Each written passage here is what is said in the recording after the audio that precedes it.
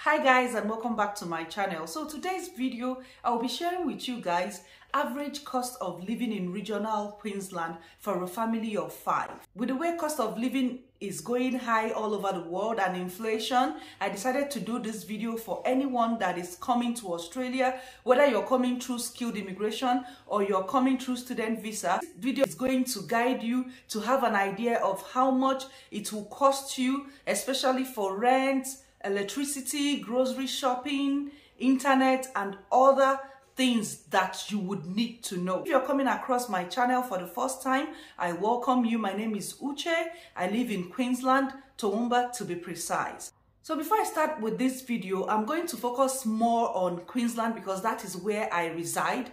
And I'm going to be talking about this cost of living weekly, monthly, quarterly, because in Australia, salary pay is every week. You don't do monthly. You should also know that rental in Australia is paid weekly or fortnightly. So when you want to rent in anywhere in Australia, is either you pay your rent weekly or you pay your rent fortnightly. This brings me to my number 1 in my list, which is rent. An average 3-bedroom unit in a good suburb or area would cost you 340 Australian dollars to 370 Australian dollars. Some suburbs can be lower, while some suburbs can be higher than what I have mentioned. So unit is where you have like unit A or unit B, or you can also go for a standalone 3-bedroom. Those ones are a bit higher. You can be looking at from 350 to 400 for a 3-bedroom apartment. Like I said, in a very good suburb. It can go higher depending on where you're looking at, or it might be lower. The next one in my list is grocery shopping. For a family of 5, we spend from 300 to 350 Australian dollars per week for our grocery shopping. And in this grocery shopping, we have milk, we have fruit and veggies, we have meat, we have toiletries, we have cleaning stuff, we have junks like chocolate, ice cream, chips, you have poppers for kids to go to school. So all of them are under this $300 to $350 a week. Number 3 in my list is transportation. If you're coming to any regional area in Australia, you need to have a car. Regional areas are not as developed as the city. We don't have a lot of means of transportation like someone living in the cities like Brisbane, Melbourne, Sydney, where they have ferries, they have trains, they have trams that can move them from one place to another. So if you're coming to live in a regional area in Australia, you would need a car. And especially if you're coming with your family. Most jobs here too will tell you when you're looking for a job, they would list that you must have a car, because nobody wants to hire you and you will be trekking to work, or you would come and tell them that, oh, you could not get a bus on time to get to work. So if you're coming to live in a regional area, please save up money to get a car, no matter how small the car is. When you're settled, you have your dream job, you can now go ahead and buy your dream car. An average you can see for a good car in Toowoomba is from $2,000 upwards. So depending on your pocket, you will know what you're looking for. One thing I would also add to this is, wherever you are in Australia and you're planning to buy a car, make sure you buy a car that has a road worthiness, and also a car that the registration is still ongoing. Do not buy a car that doesn't have a roadworthiness. Roadworthiness certificate is what they give the new buyer from wherever, whether you're buying from a mechanic or you're buying from a private owner. They need to take that car to a mechanic, check the car out, making sure that the car is worthy to be on the road. So whenever you want to buy a car anywhere in Australia, be sure you get a roadworthiness certificate from the owner of the car you are buying. And if you're a single person and you just arrived in a regional area, you can actually use buses to go around, pending when you save up to get yourself a car. And how much will a bus cost you for a single person a week? You would be paying from $19 to $28 per week, depending on the routes you are going to. So please bear it in mind that for a family coming to a regional Australia, you would really need a vehicle. Next one in my list is insurance and registration. It is compulsory in Australia that all cars, bikes, buses must be registered and have insurance, at least a compulsory third-party insurance. Some jobs would tell you to do a comprehensive insurance. Especially if you're going to work in some health sectors where you're going to be moving clients with your car, they will tell you that they need you to have a comprehensive motor insurance. Depending on the job you're going to do here in Australia, you know whether you're going to do just the third party or you're going to do the comprehensive motor insurance. Another thing I'm going to say that the registration of your car differs from one state to another. States might be lower than some, and you can actually register your car either 6 months or 1 year. For Queensland, the amount for a standard vehicle will cost you $350 to $379, depending on the car you are driving. The higher the car, the higher the registration fee. So you have to check out website of the transportation office where you reside to know how much your registration will cost you. If you go for 6 months, you'll be paying $350 to $379 Australian dollars every 6 months for your car registration. For insurance, for us, we pay $100 to $110 every month for our comprehensive car insurance. This brings me to petrol. The amount you're going to use in filling your tank depends on the vehicle that you are driving. I use a smaller vehicle than my husband, so every fortnight we spend $150 to $180 Australian dollars filling our 2 cars. The next one in my list is private health insurance. If you're coming to Australia, whether you're a student or you're coming through skilled immigration pathway, or even if you're a permanent resident, I will tell you that it is necessary for you to also have a private health insurance. There are so many companies here that run this private health insurance. All you need to do is check the one that is suitable for you and your family, check what they have, check how much it is going to cost you guys.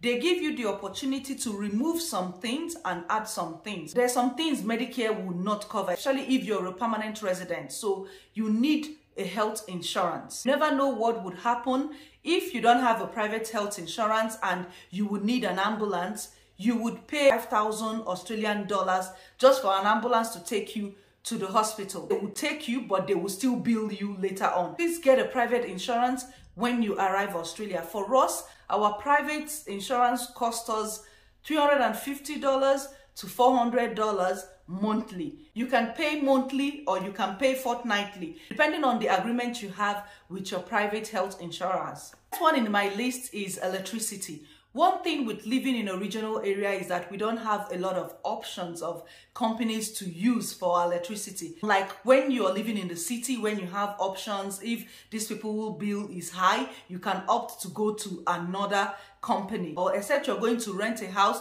that has solar, then it will also help you to minimize your cost. For us as a family of 5, we pay from $450 to $750 Australian dollars per quarter. During winter, electricity bill is high, while in summer it's a bit lower. You can pay your electricity bill monthly or you can pay your electricity bill quarterly. For this amount I gave you guys is quarterly. The next in my list is gas. So for us, we pay our gas every quarterly. You can also pay your gas monthly. If you're using like electric stove, you don't need to pay for gas because this would have been added to your electricity bill. But for us that are using gas burners, we pay from $200 to $270 Australian dollars quarterly. Another one in my list is water bill. So water bill comes every 6 months and it's the real estate that brings the water bill. For us, we've paid from $200